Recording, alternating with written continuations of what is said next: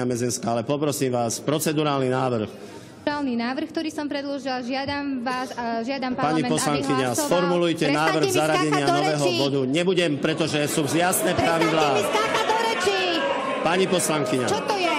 Pani poslankyňa, buď sformulujte návrh, o čom mám hlasovať, ale v zmysle zákona, nie vaše dojmy. Zneužívate moc, pošľapávate Pani demokratické a ľudské práva. opätovne, dávam vám do pozornosti paragraf 146. Ak máte pochybnosti, obráťte sa na ústavnoprávny výbor.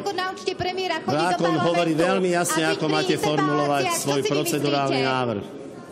Čo si vymyslíte? Že keď máte mandát, vás to oprávňuje zneužívať moc? Dokedy to bude trvať? Ulica sa búria a vy ticho buďte. Necháte sa len ovládať. Čo si vymyslíte?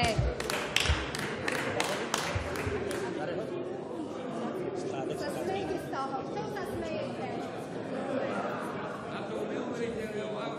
Hlasovanie sme ukončili.